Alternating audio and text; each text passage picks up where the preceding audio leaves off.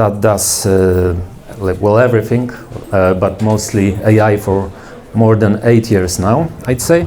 And today I wanted to present something more visual, something about e-commerce, fashion, and generative AI. First off, who tried to generate any image using whatever? Oh, hey man. Okay, quite a bunch. Nice. Quick info about my journey into image generation. I stumbled one night upon an article about image generation software, and I decided to try it for a couple of hours. I just rented a cloud GPU, so basically something that I could try and experiment with it.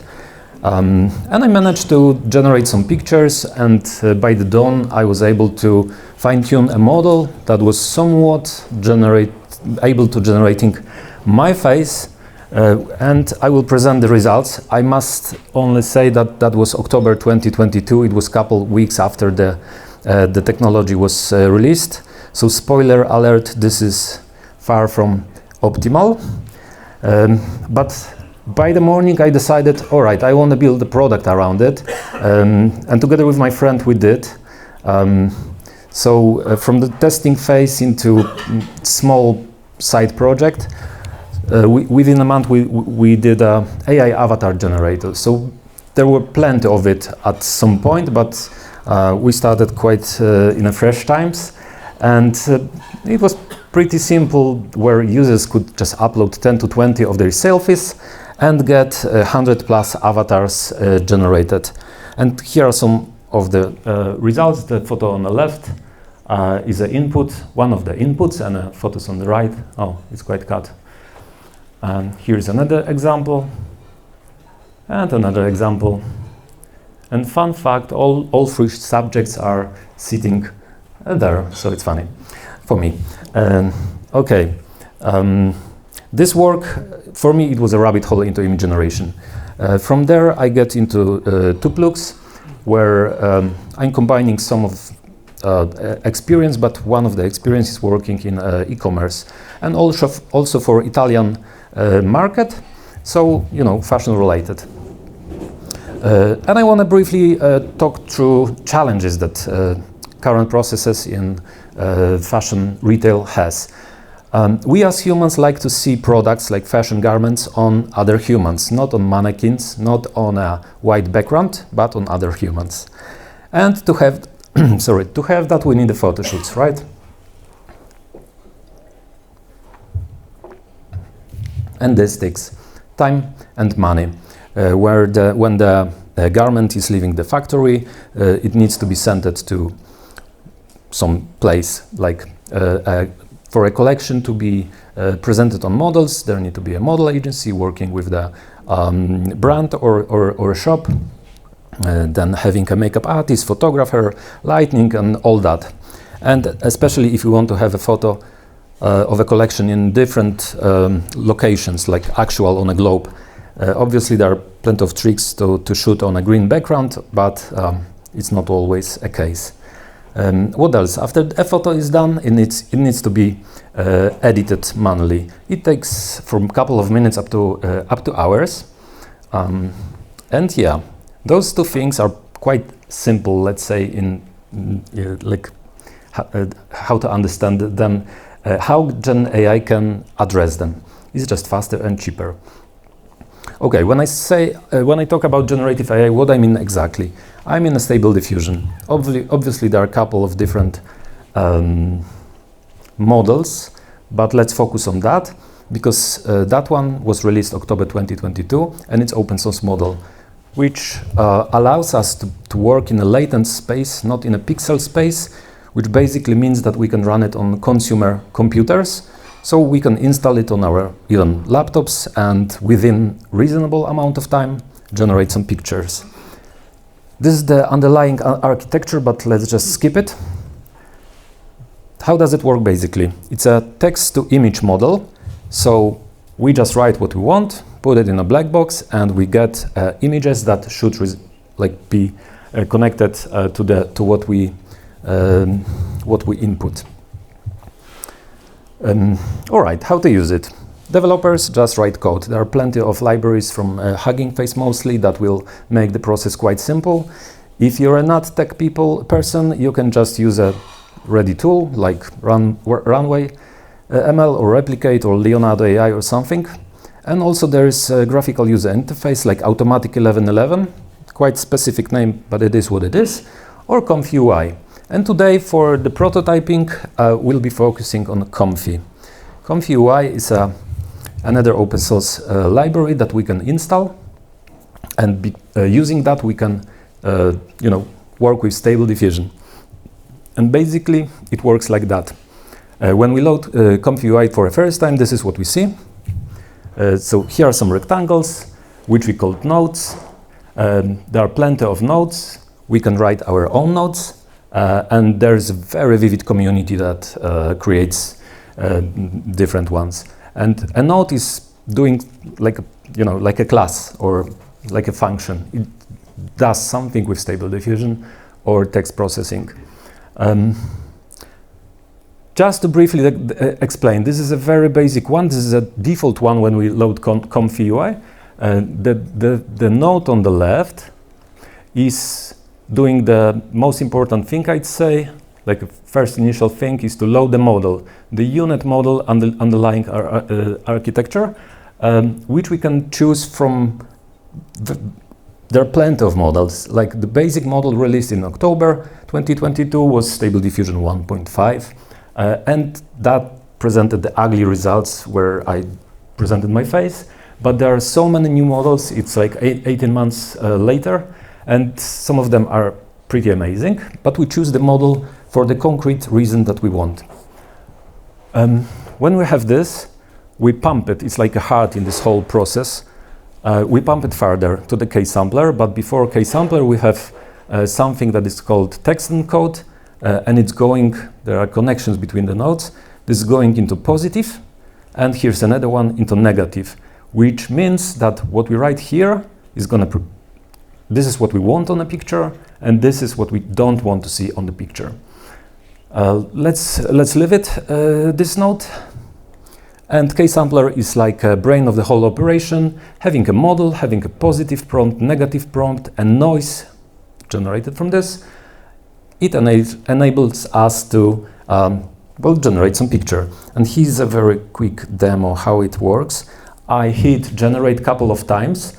The one thing that changes is the seed number, so a random number, which generates random noise. And because of that, we've got different images each time.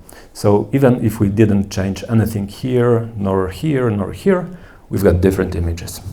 Okay. Enough of theory, let's get into some practice. Here is an image from latest Zara collection, a woman standing in shallow water wearing this product, which I described like woman wearing a sleeveless olive green linen maxi dress with a square neckline and a high slit, blah, blah, blah. So we'll try to replicate this image using Stable Diffusion in several steps, from basic one, very simplest one, naive one, into more towards advanced techniques. And yeah, step one, start very simple. Use the ugly model, let's call it like that, and this prompt, nothing else. So in Comfy UI, we would only put this prompt into the positive node, and that's it. And these are the results. I asked Comfy UI to generate batches of 4 images. As we see, these are ugly. I mean, I had to add manually this rectangle because model decided to be naughty. This face is terrible. This is far from olive. There is no lake. The face again, oh, the hand is twisted, I guess. So this is what we get with the basic model. Just to be on a safe side, this is recorded, so we are adding not safe for work into negative prompt, and that conditions the model that we won't see, probably we won't see any nudity. The next thing I would do is to change the ugly model into something better. And the better one, I choose Pic X Real, which is a model towards photorealistic images. It tries to resemble the actual photographs that we could see. And where we can find such models, There, I would recommend this website, civitai.com. There is plenty of not safe for work there, so just filter it out. But the community there is just amazing, and there's like maybe dozens, maybe hundreds, but dozens of very, very good models that you can just download and use. Okay, just switching the model, nothing else. Prompt is the same. We've got different results. And I say it's an improvement. We have always olive dress. There's always a lake. The faces are quite better. So yeah, very basic thing to do and better results. Here's the zooming in. And as we can see the face, it's something that we will be trying to address in a step 3. So make it prettier. When I presented the Comfy pipeline, there was a K-sampler, the inference node, the node that generates an image, actual image. And I extended the pipeline with another K-sampler, which had a lower like value. And because of that, and I also used the image from the first one, hooked into second one. Because of that, the second one was only improving the image. And as we can see, hopefully, faces are quite better, hands are also better. Basic Stable Diffusion had like problems with faces, hands, toes, also body anomalies like third hand or third leg, something like that. And here is quite all right. And for the sake of this presentation, I won't be improving model like the face or hands anymore.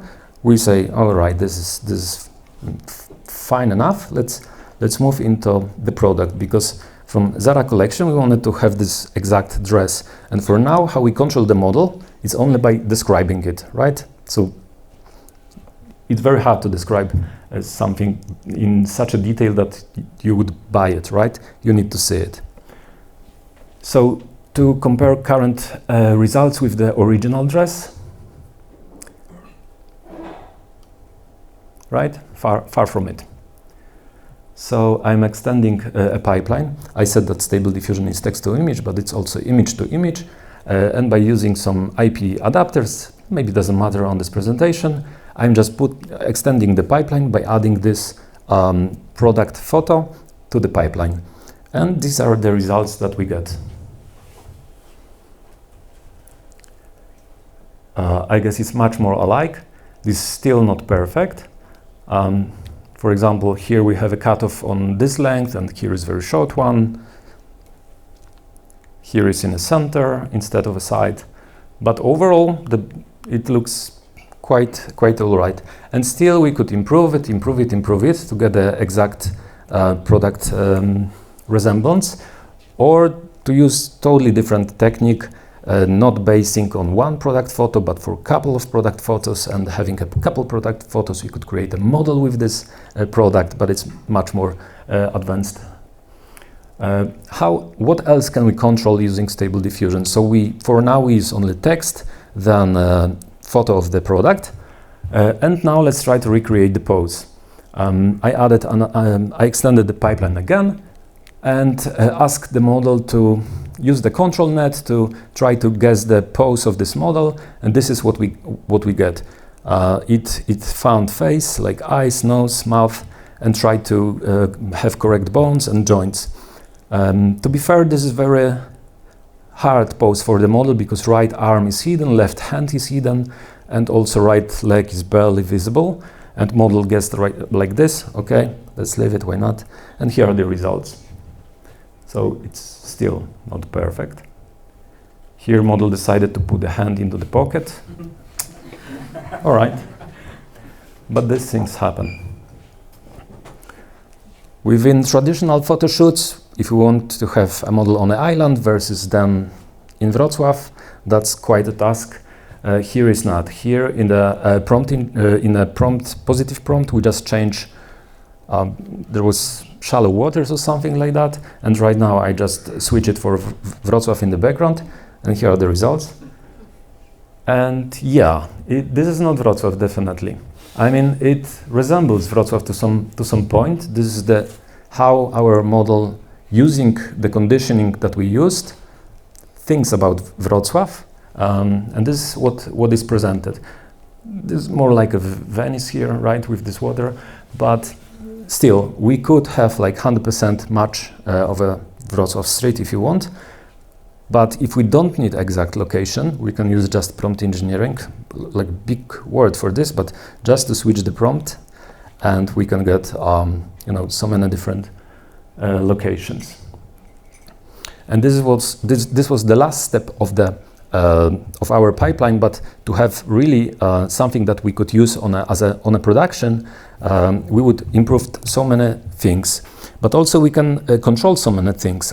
Actually, like on a traditional photo shoot, we could control the makeup, the face, the hair, the length, the color, ethnicity, body shape, overall aesthetics. So that's pretty amazing.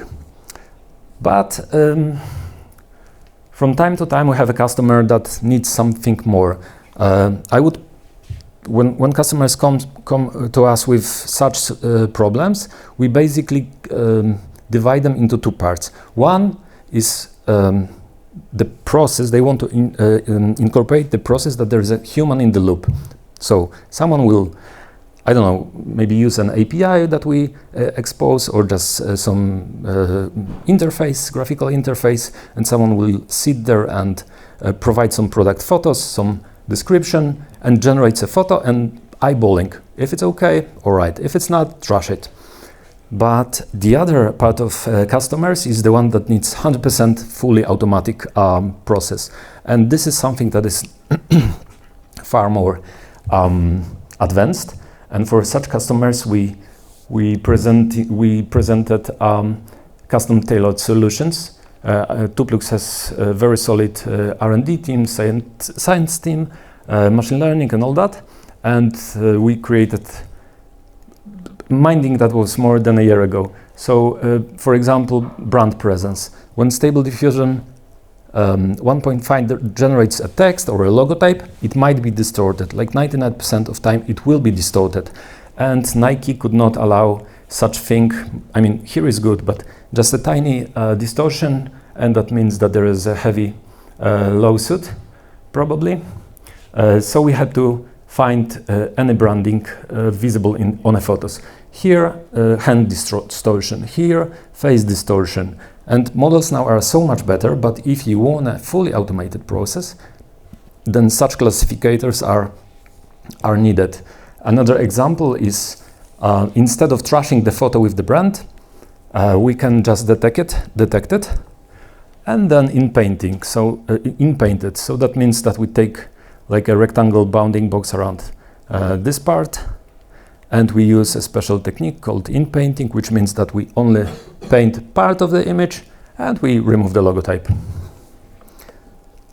Okay, so right now let's talk about cost and time. It's heavily depending on the advancement of the pipeline. What do we really do with the photos? How much computation do we need? What kind of models do we need? Do we need to upscale it?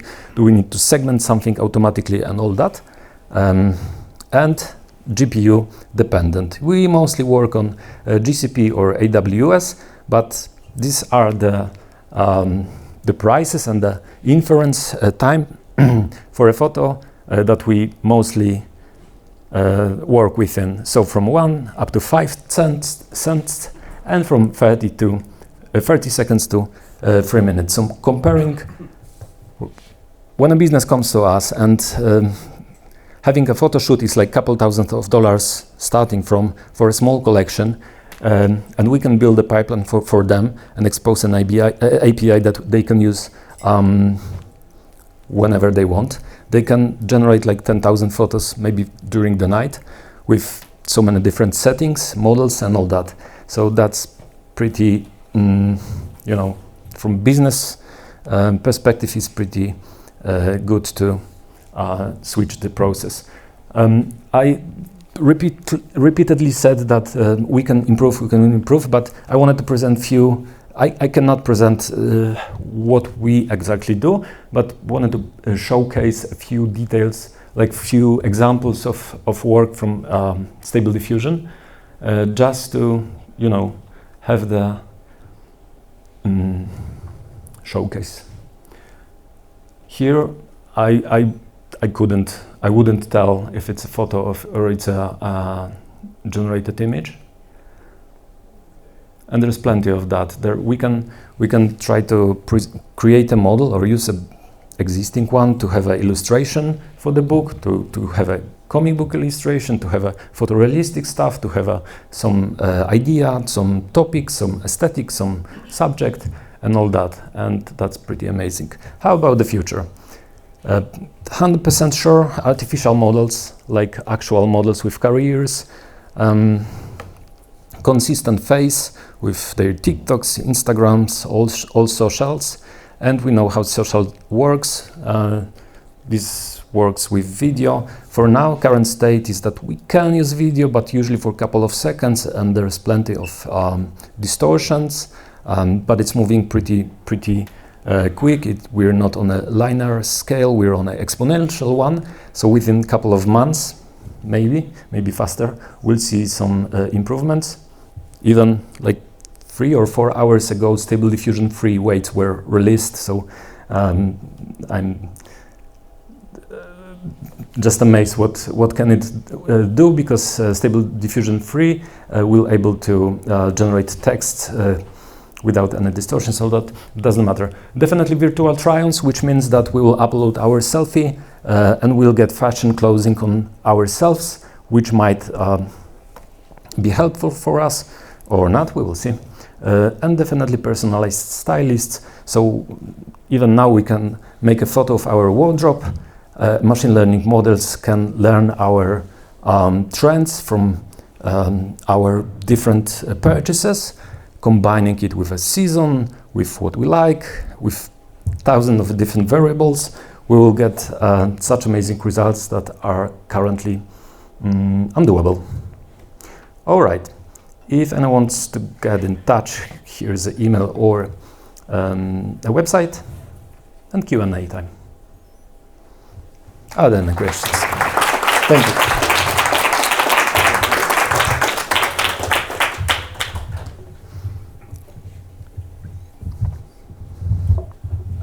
My question was about when you mentioned that a client could curate like 10,000 photos over the night.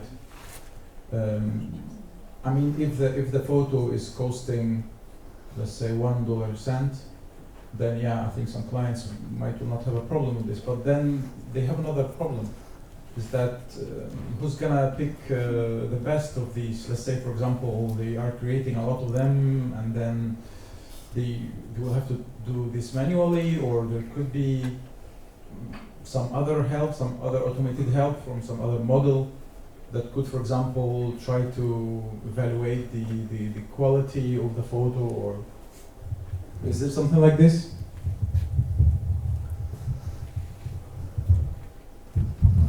Yeah, there is. But first, if we compare a traditional photo shoot, you need to, check the photos as well, usually by eyeballing it. So comparing to this, there is a huge win already. But still, when I presented the classifiers for detecting the brand or something, we are having a case where we detect the distance of a face of a selfie versus the generated model, like this distance on a vector space of embeddings. And within some threshold, we either accept it or trash it, which means there are no, as far I don't know, ready tools to do that, because it's very subjective what's okay and what's not. Sometimes with luxury brands, they have very high thresholds, like let's say 99% up, it's okay, but anything below is to be trashed. But with cheaper brands, with fast fashion, there's a whole, it's totally different. Customer might ask for us to create a comparing model, but it's something that we need to create from scratch rather. Thanks for the question.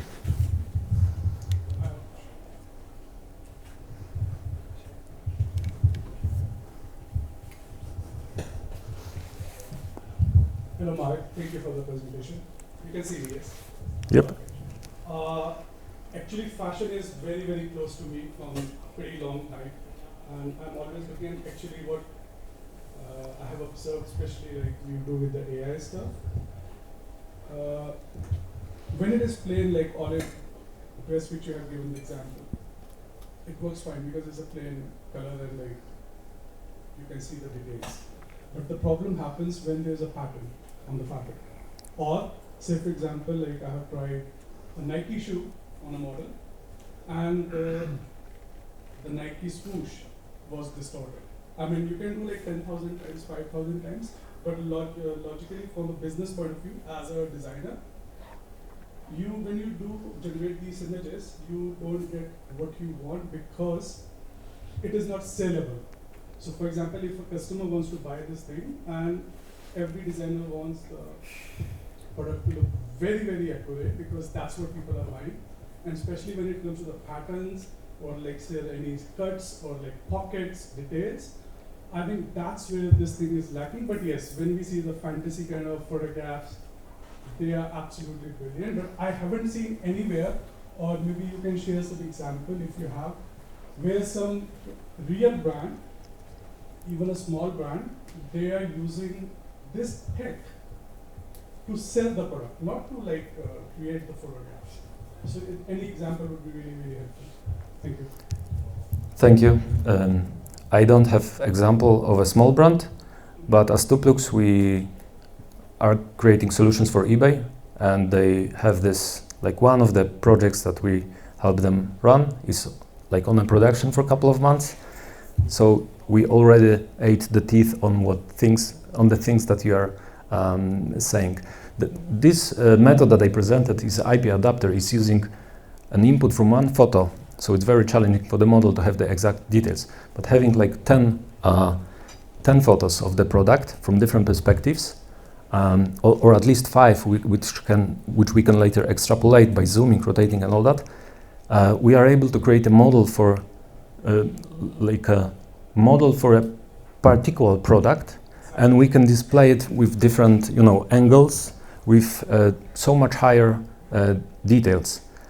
And this is also just another technique, but there are several different ones, and it's totally case dependent. Like, it's doable. Yeah, because most of the times, regardless whichever domain you are in, like maybe the men's fashion or the kids or like for the females, the model or the dress or any product, it has to look in a certain manner, plus it should fit the certain model of like body type, Yep. height, face, looks, or the skin color.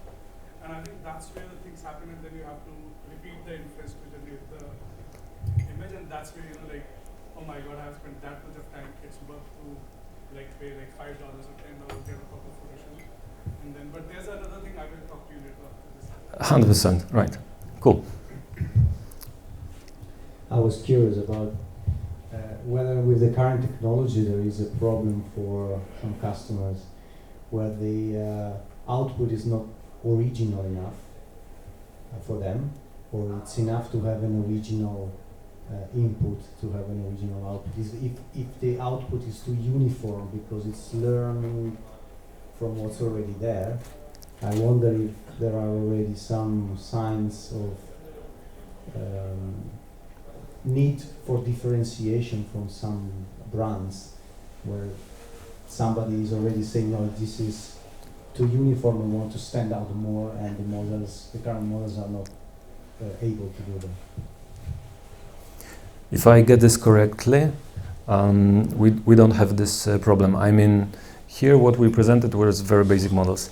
There are so many different ones, but that doesn't matter. It's so easy right now, with even a couple of dozens of images, to fine-tune existing checkpoint, so something Stable Diffusion 1.5 basic one, then some checkpoints that maybe community did or you did inside your house, like brand.